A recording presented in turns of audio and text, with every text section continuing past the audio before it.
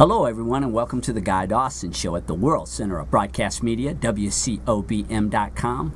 My name is Guy Dawson, and I am the managing member of Classy Communications, a full-service media and marketing company. If you would like to bring greater recognition to your business, your organization, or yourself personally, please get in contact with us at 702-845-6129 or visit our website, classycommunications.net. We are broadcasting to you live from the Gene Woods Racing Experience in fabulous Las Vegas, Nevada. Just a stone throw. Woo! Was that better today? Was it better than last week? Yeah, I never know if you're going to be high energy or you were high energy today, weren't you? Yes. I feel better this week. Yeah, I do. We're near the Las Vegas Strip, and I have the co-hostess with the mostest, the queen of all media, Corinta Turvalon is back. I am here, and I'm happy to be here, and I'm really happy to interview you, Beth, about your projects. Great. Beth I'm Began. excited to be here. Began. Let's say it together. 1, 2, 3. Beth. Boggin. Boggin. Like toboggan. Like toboggan. Good for our viewers to know. Right. For looking you up. It is good. I was talking to Beth a few minutes ago about how literally I was saying her name, and I would imagine there's people do a lot of twists, huh? Right. They do. It gets messed up all the time because it looks like Bon. That's phonetically correct, but it is not. Oh. I married into it. My maiden name is Mitchell, so no one messed that up. Well, that's easy. Oh, no. Yeah, I couldn't even mess that one up. Right. Welcome to the show, Beth. Beth and I have been working together recently on a platform. She is an author, she's an entrepreneur, and she's in the process of writing a book. Will you tell the audience the name of the book that's up and coming? Yes, the name of the book is Pick Up Your Mat and Walk, The Secret to Extraordinary Wellness. Tell us about it. And well, I'm really, really excited about it. I have had this book in me for probably about 20 years and been living the journey and doing the research myself, and finally just came to a point that it's time to write what I've learned in my own journey. At age 25, the doctors told me that I had a medical record that looked like an 80-year-old woman, and I had been extremely unhealthy for the first 2 decades of my life, and I suffered physically, but I also suffered mentally. And through, picking up your mat and walking, that has so much meaning. But it's been a step-by-step process and just baby steps of, becoming well. And I think, I believe that I really do know the secret. And so I'm excited to help other people in their journey. As Beth and I have been working on getting all the foundation laid for this book, it's really been interesting to learn more about your background and what inspired you to want to tell your story. You've really overcome a lot of things in your life. Yes, I have. Do you want me to talk about some of the things I've overcome, or? Sure. Yeah, so, most people, they don't grow up with a perfect life or a perfect family. And, I came from a lot of dysfunction. My mother and my grandmother had committed suicide by the time I was age 13. And there were other things in there, growing up, like divorce, and there was some abuse and a lot of things that I had the cards stacked against me before I was even born, because my mom was actually adopted into a family that were alcoholics, and they abused her. I don't really know how much or how severe, but I do know that she used to show up to high school with cigarette burns on her arm. And so that's who God chose, to house me, to give me birth and a life. And I knew by the time I was age 17 that my purpose in life was to change the legacy of my family. But that didn't come easy, and I'm hard-headed. So it, even though I was trying, I was still, there were a lot of setbacks. And but now, I'm almost 44, and I feel like I have a new life ahead of me. So I'm excited. You look amazing for 44, by the way. Thank you. You don't look 44 at all. Thank you. Absolutely. It's kind of shocking to me just hearing about how a doctor at the age of 25 was telling you that you had the medical health record of an 80-year-old. That's hard to believe looking at you now. And, I'm really happy for you for your journey and where you're at now. And, I know that you can't divulge the secret, right? Because that's what our viewers have to buy the book for, right? But can you talk a little bit about maybe some ways that you were able to kind of pick yourself up and pick up that mat and keep going? First I had people in my life who fought for me. I did have a lot of medical care. Mentally, I have the diagnosis of being bipolar. I suffered severely from it. I've had a few doctors tell me that my life is a miracle. I live in pretty suburbia. My first house when I got married had a white picket fence. And I've had people through my life, I don't know if they've been jealous, but make comments like, you're so lucky, like you have so much. And it's like, but I worked hard to get it, but not the work that the world sees. It's the internal work and that healing. I think I got distracted from your question.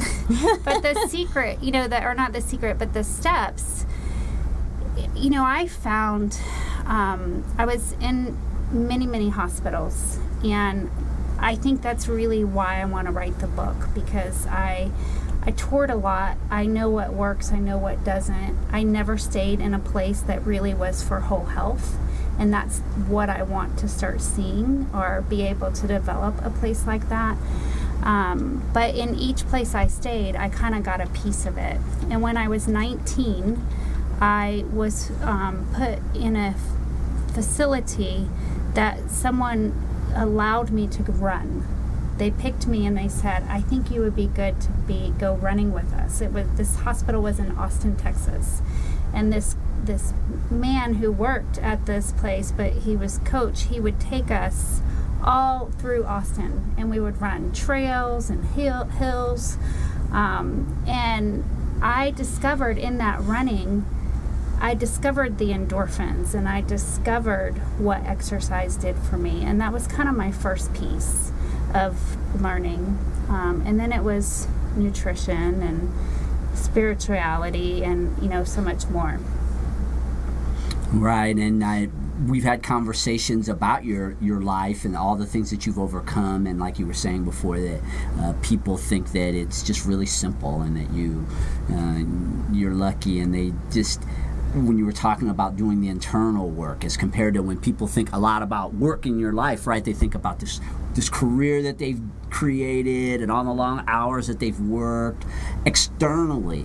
And I think that's a huge point that you just brought up, and really important, is that internal work is really harder than external. From my experience, the things that you do to heal yourself are just as hard, if not way harder, than the jobs that you do that bring you the success or whatever society perceives as being growth and prestige. Right, and it's true. There's this saying in the business some of the business I do is you have to work harder on yourself than anything else. And it's so challenging for people because you can't see that. It's not we've been talking about this book I'm reading now about a star chart, and you get stars and smiley faces for out in the world, the things that can be seen, your performance at work or your mothering or, all the things that you're doing. But you can't see, it doesn't take place, and so people tend to go for what the world sees as success instead of taking that time to do that internal work. Yeah. And really, because it's an outside-in job, that's what our society shows us, is that if you do everything on the outside, then of course your insides must be wonderful. And we've seen that that's definitely not the truth for a lot of people. Right, and I think that is so much my purpose. And I don't know what will happen with this book or whose life it will impact. But if it impacts one person's life, to start from the inside out, because I did it. I went from the outside in, just like you're saying. But I once I found like the inside work, and that's emotional, mental, and spiritual work. And my faith is really important to me. So growing a better and closer relationship with God is a huge piece of. It is the piece, really, of my healing. But that part came because I didn't want to surrender to all the outside stuff and making everything look perfect. You know, my house, my body, my car, having that, all of that. And but I want to be able to save people time in that struggle. I think it's powerful too, the fact that you're coming from such a what other people would see as a very socially awkward kind of topic. You know, people don't like to talk about mental disorders and the ways that they impact, you know, individual lives, families' lives, friends' lives. I've personally known people in my past. I've had friends who have suffered from that, and I've watched the mood swings, you know, and it's tough, you know, that I've watched where they're trying different medications, you know, and what works for them and what doesn't. And maybe one day this medication works, but the next day it doesn't. And it's really a roller coaster. It's intense. And then to try and live a normal life with something like that is difficult, let alone trying to make yourself a better person. Right. And, you know, medication, it has its place, most definitely. But the way that I have experienced and seen the healthcare or the mental health care system set up, it's medicine, and there's no other skills really being taught or focused on. And you can't just take a pill and go home and sit on your couch and get better. Medicine, I mean, it has its place, but that is not the sole source of healing. And I think so often, not all doctors, but doctors are trained to treat illness. They are not trained in prevention. And it can be prevented. People can be healed. I mean, my family probably thought I'd be institutionalized for the rest of my life. Like, I was really ill. I have had suicide attempts in my life. And I know what it's like to be ill and not right in your mind, and people, they don't want to talk about it. They're scared of it. They put it in a box. Like, we're all seeking wellness and health and fitness, and it's all the rage. I mean, it's a $1 trillion industry, but people don't. That mental health is like, that's the filter. It's the computer system for everything, and we all suffer to some degree from it, and we all, you know, at one point or another, either are going to have a bout with it, or you're going to know somebody who has a serious issue with it. Yeah, one of the things that we've talked about is how you want to be a spokesperson, really, to destigmatize mental illness, because we talked about if a person ends up, they have cancer, or if they have other diseases, it's completely looked at in a different way as compared to mental illness. I have a brother, he suffers from schizophrenia. He's been schizophrenic since he was 18 years old. So I have a lot of understanding of the roller coaster ride. But same thing with him. He's much better than he's ever been in his whole life. And it's based in doing things other than taking the medication. Although, absolutely, you have to take the medication. I mean, he does, I know. Yes.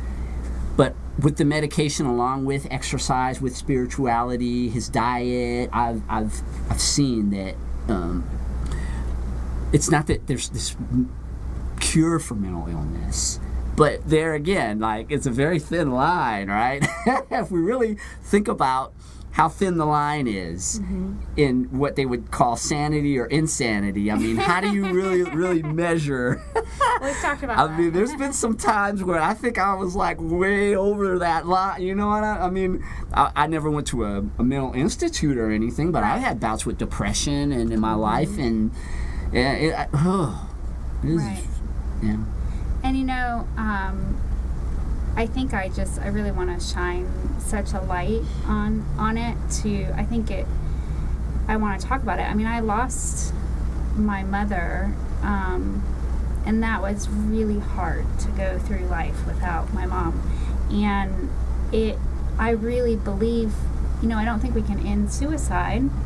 I do think healing can come to our land and heal people, but I just think talking about it is the first step, and being honest. Because I got some research off the internet, so I need to make sure the sources and stuff. But from what I read, it's like 1 out of 4 people suffer from mental illness, and it's not really talked about. And breast cancer is a sensitive subject. It is a subject to my heart. I've lost people that I love to breast cancer, and I love what they do for, that cause and other causes. But 1 out of 8 people will be diagnosed with breast cancer. And more people are suffering from mental illness, which there's so many things that need to be brought up. And so, yeah, you don't see the run for mental illness. That's true. You don't see things like that because of the stigma that is attached to it, and I think it's unfortunate. Well, so when I went to school, it took me 8 years to get through college because of my mental illness. I had many bouts. To take an 18-year-old going to college and trying not to drink or partake in college activities, that didn't go well, and I had a hard time. So it took me about 8 years to get a degree, and I'm so thankful for my parents who fought with me and stayed in there with me to make sure that I got a degree, because they didn't have to do that. But I was in special education, and I wanted to help children because it's just different, different mind, different thinking. And I was able, to do that for a few years, but really see how we can really change and help people.